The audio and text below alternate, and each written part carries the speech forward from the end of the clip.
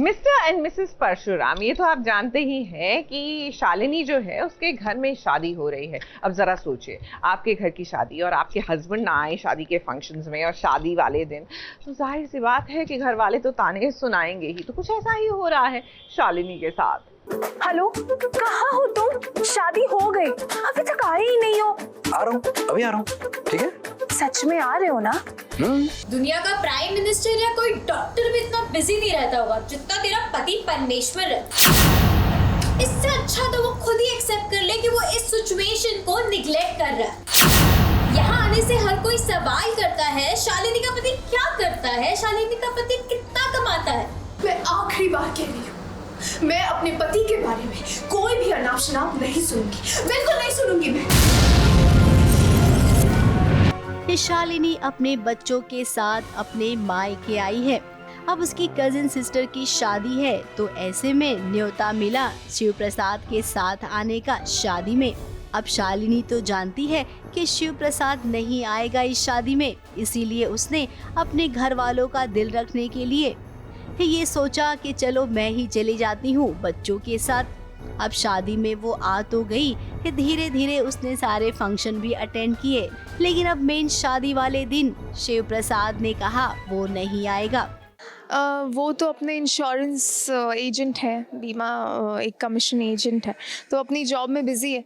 तो मुझे यही बोलते हैं कि मैं एक मीटिंग में बिज़ी हूँ, मैं ये हूँ, और पैसे ज़रूरी हैं क्योंकि हमारे बच्चों का फ्यूचर है, स्कूल है उनका, उनके लिए आगे पैसे जोड़ने हैं। तो इसी वजह से वो मुझे ऐसा बोलते हैं और वो नहीं आते हैं। वो आगे बाहर क्या कर रहे हैं ये तो मुझे भी नहीं पता, but I am also irritated somewhere कि मैंने आपसे इतनी रिक्वेस्ट की थी कि आप शादी में आइए। तो मैं खुश तो नहीं हूँ, बट वो कहते हैं ना, एक डोर होती है मायके से बंधी होती है।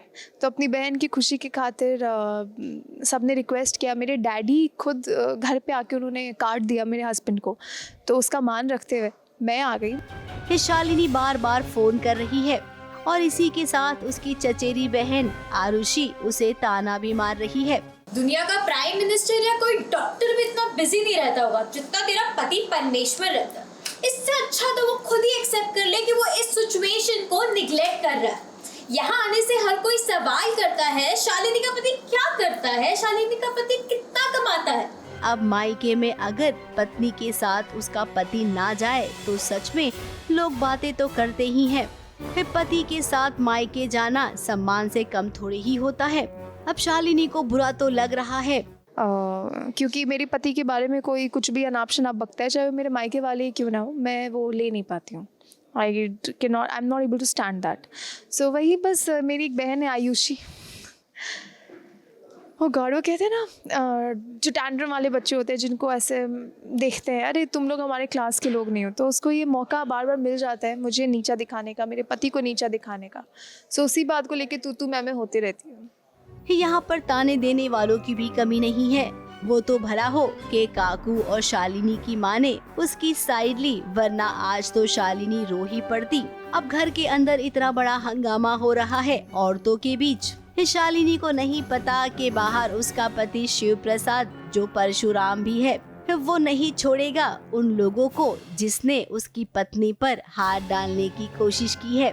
तो शालिनी, आपको ना उदास होने की कोई जरूरत नहीं है। घर से बाहर तो निकलिए, आपको बहुत बड़ा सरप्राइज मिलेगा। मुंबई से शिवानी सिंह के साथ एबीपी न्यूज रिपोर्ट।